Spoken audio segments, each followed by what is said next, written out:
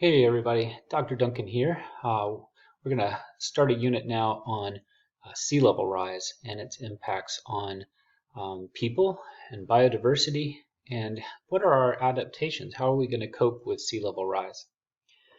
Now, throughout this presentation, I'm going to ask you to pause and watch a video. The links to the videos that you'll be watching are provided in the PowerPoint file that's associated with this screencast recording, and also as separate links on Moodle. So be prepared to pause this video and then watch another one, and then come back to this screencast video. So why a focus on sea level rise in a class about biodiversity? Well, to begin with, sea level rise is going to be one of the most dramatic impacts that we're going to witness as a result of climate change. And we're already beginning to see some of those effects right now. And these impacts will affect our culture, our economy, and also biodiversity. And of course, by now you realize that all three of those things are intimately intertwined. So there's more than enough reason for why we should spend a little bit of time looking at sea level rise as we move forward through our understanding and exploration and understanding of climate change. So this screencast presentation is divided into smaller sections. The first one we're going to cover is sea level rise and its causes. And to begin with, I want you to watch a video from the European Space Agency, which talks about the very basics of sea level rise. So go ahead and pause this recording now, and then either go to the PowerPoint file that's posted in association with this video, or to the links directly in Moodle and watch this video. Okay, that video gives a good basic introduction to sea level rise and explains what its causes are and also what are the consequences that we're facing. Later on in this presentation, we're going to get to how do we deal with sea level rise? What can we do to adapt? But right now I want to make sure that the fundamentals are understood, and that is, what are the causes of sea level rise? And as you see here, the two major causes are the melting of ice on the planet, principally from glaciers, which are large chunks of ice that are at high elevations and mountain ranges of the world, and then also ice sheets, which are large expanses of thick ice in three areas of the world. There's the Greenland ice sheet, and then there's the West Antarctic ice sheet and the East Antarctic ice sheet. So meltwater from the ice sheets and glaciers is one reason why there's more water in the oceans. The second is the thermal expansion of water, and that is that water, as it warms up, the molecules of water in the liquid form, they get excited, they bounce around more, they're bouncing into each other more, they basically expand in volume. So warm water takes up more volume than cold water, and that process is called thermal expansion. I also want to explore with you what the relative contribution is of these two factors right now and into the future. We'll talk about that in just a couple of minutes. First, here's this is your classic before and after picture of a glacier. There are hundreds of these that are out there. This one happens to be a glacier that's up in Alaska. On the left, you see at that point on the landscape what it looked like about 100 years ago. And on the right, you see an image of what it looked like about 15 years ago. Dramatically different situation. This is what we're seeing in many of the glaciers the world over. Where does that water go? Well, some of it winds up, circulating through the atmosphere, of course, but the bulk of it winds up in our oceans. The other major source of meltwater that's filling our oceans is from those ice sheets that I mentioned earlier. This is showing an image of the Greenland ice sheet, and some data down at the bottom that is pretty alarming. In the period from 1992 to 2001, Greenland was losing about 34 billion tons per year of ice. But in the period of 2012 to 2016, that number was 247 billion tons of ice per year. And as you see, I've written here off to the far right, that's a 7.3 times increase just over that short period. Now, this illustration is from the IPCC, that's the Intergovernmental Panel on Climate Change. and it's been adapted into this graph form by our U.S. National Oceanic and Atmospheric Administration, as you can see at the lower right. What we're looking at here is a timeline from 95 to the year 2020, and these centimeters of global sea level rise during this time period. And what we see here with the red line is the contribution of sea level rise caused by thermal expansion of the water. What we see here with the blue line is the contribution of sea level rise attributed to meltwater. That would be the water from glaciers and ice sheets.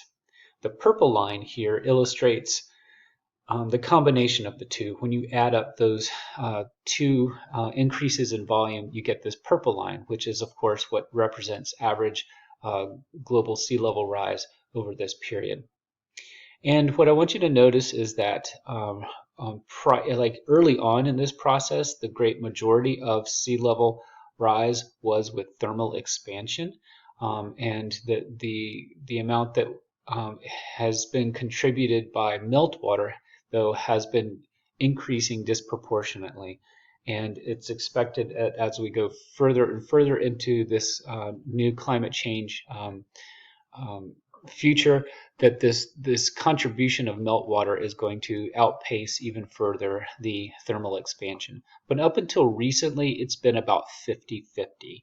Roughly 50%, and you can see that down here in like 2005, it was about 50% thermal expansion and 50% meltwater. But now meltwater is now about double the amount of volume expansion. Well, not quite double, but about 50% more than thermal expansion into its contribution. So we're looking at about 2/3 to 3/4 contribution by meltwater and about 1/3 to 1/4 contribution by thermal expansion. All right. Let's move on now to looking at the trends in sea level rise and the projections. Where are we and where is this going? So one of the key messages here is not only that sea level is rising, but the rate of sea level rise is accelerating. I got a couple quotes here. The first block quote that you see at the top is from NOAA, that's the National Oceanic and Atmospheric Administration. And they say that in 2014, global sea level was 2.6 inches above the average global sea level in 1993. So that's the span of roughly 20 years and an increase in 2.6 inches. That might not sound like a lot, but that's a huge amount of volume increase in our oceans. And as you see at the bottom of the block quote, sea level continues to rise at the rate of about 1/8 of an inch per year. Now that was back in roughly 2014, maybe 2015 when those data were compiled. This quote down here from the Smithsonian, the second block quote, reveals a little bit more about how that rate of change has been increasing. So between the year 1900 and 1990, sea level rose 1.2 millimeters to 1.7 millimeters per year on average. But by the year 2000, the rate had increased to 3.2 millimeters per year, so that's a doubling. And the rate in 2016 is estimated to be around 3.4 millimeters per year. So all that to illustrate that the rate of sea level rise is increasing. We'll see that in a couple of other graphic that we got coming up, and also in a couple of the videos. Okay, so this is one of the more important graphics that we're going to look at in this presentation on sea level rise. What we see here on the x-axis is time. We go from the year 2000 to the end of the century at the year 2100. On the y-axis, we've got sea level rising in millimeters. Okay, so that's metric, that's millimeters. And what I've superimposed on top of the graph is a conversion of what those millimeters mean in terms of feet, because I know a lot of you are more used to thinking in inches and feet. Okay, and we see here that the span on the scale goes from 0 to up past around 4 feet of sea level rise. Now the second thing to note is the different colors here that are associated with the data. And you should recognize by now RCP stands for Representative Concentration Pathway. And these are the different models of our future based on what our actions are about how we address climate change. RCP 2.6 is, with the dark blue line here, is the optimistic model of our future where carbon dioxide and other greenhouse gas emissions peak around the year 2030. And the red line here represents RCP 8.5. I don't know why they left off the decimals in this graph, but they did. That should be 8.5 and 2.6 and 4.5. But anyhow, RCP 8.5 is what's known as the business as usual model of climate change, where we're looking at we don't slow down our burning of fossil fuels. We continue to rely on them as a main source of energy into the future. And of course, that means more greenhouse gases in the atmosphere. That means more warming. And of course, in this case, that means more meltwater and thermal expansion in our oceans. Okay, so now let's look at what this graph actually shows us now that we understand what we're looking at here. This is the best case scenario. This is RCP 2.6. And by according to this prediction, by the end of this century, and a few of you might still be alive at that time, but you're going to see most of this change during your lifetimes if you get to live out your natural lifeline. And the best case scenario is that we would see between 0.9 and 1.8 feet of sea level rise by the end of this century.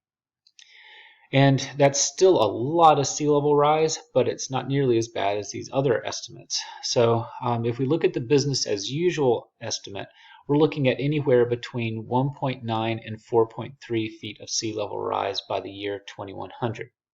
Now, if we project over here from the tip of this red line over to the far left, we can see that that would be, on average, the models estimate just above 2.6 feet of sea level rise. We'll say 2.8 feet of sea level rise is what is expected on average. That's represented by the dark red line.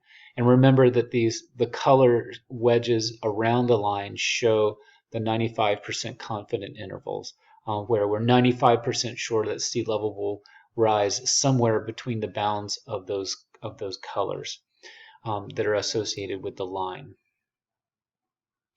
Now, there is something else to consider, and that is that this model from, I think I got this from NOAA, not sure, it says in the liner notes there. But anyway, what this model does not take into account is that since these data have come out, we have begun to see some very rapid melting of the Greenland ice sheet and the Antarctic ice sheet. And if what we're seeing in the last 2 or 3 years, it's 2020 right now, what we've seen in the last 2, 3, or 4 years is that rapid melting. And if that rapid melting continues, and especially if it accelerates, you can add an additional 2 to 4 feet of sea level rise to any of these estimates. So that would mean, for example, with a business as usual scenario where you're looking at as much as about 4 feet of sea level rise, but on average that model predicts around, we'll say 2.8 feet of sea level rise.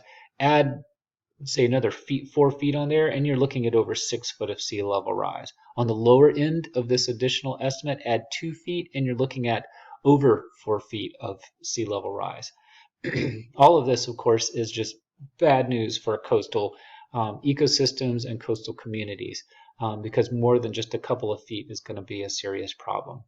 That, of course, is the business as usual. Even in the best case scenario, you add a couple of feet extra on top of, even the lower boundaries of this estimate at 0.9 foot.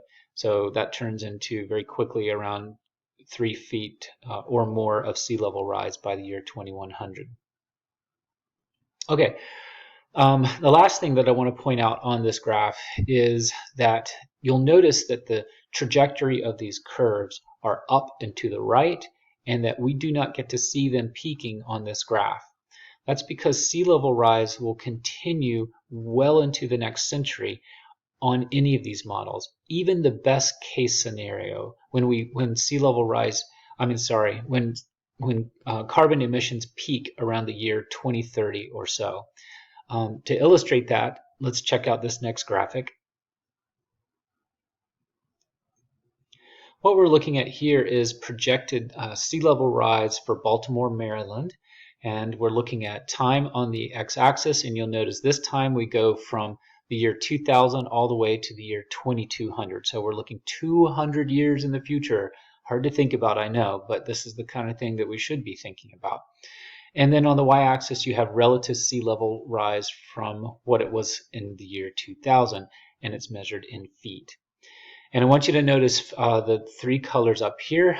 This is the light blue is the Paris Agreement. That's equivalent of RCP 2.6. And if we look at that, we see that by the year 2100, there we are at just a couple of feet above of sea level rise at about 2.5, 2.6, like we saw before on the previous graph.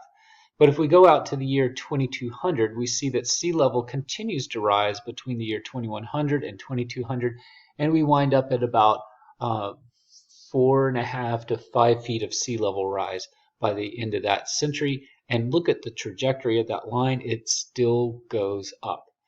And this is one of the terrifying things about climate change from my perspective, in that we have already added enough heat to the atmosphere that we have committed to several centuries of sea level rise. And this is showing the impacts of what that would be if we were to even turn around in our behavior right now and stop burning fossil fuels. This shows that this trajectory goes up even past the year 2200 and continues to rise. We don't even see a peak on this graph. Of course, things are going to be much, much worse if we continue the business as usual model, as represented here by the red line, that's RCP 8.5. By the year 2200, we could be looking at somewhere between 25 and 30 feet of sea level rise in Baltimore, Maryland. That would pretty much eliminate much of the Baltimore area and many of the coastal cities around the world. And sure, you might think, yeah, we got 200 years to adapt and to respond to this, but do we really want to lose cities like New Orleans and Venice and some of the other great cities of the world? I don't think so. Now, one thing I want you to notice here also on this graph is this talks about relative sea level rise. You see that on the y-axis here. And that's because different regions of the coast the world over are seeing different rates of sea level rise. Baltimore is seeing a particularly high rate because it's on the southeastern Atlantic coast or the mid-Atlantic coast, which is actually a higher rate than in many other areas, in part because the land itself is sinking at the same time that sea level is rising. So all that to say that sea level rise is not the same everywhere. And to get an idea of why that's the case, I want you to watch this video. It's from a science reporting group called Verge Science. And this guy does a pretty good job of explaining that there's differences across the planet in terms of how much sea level is rising and why there are those differences. So go ahead and watch this video, and this is going to conclude this first installment of this screencast video. The next one will be as a separate file. So look for part 2 elsewhere, wherever you found this file.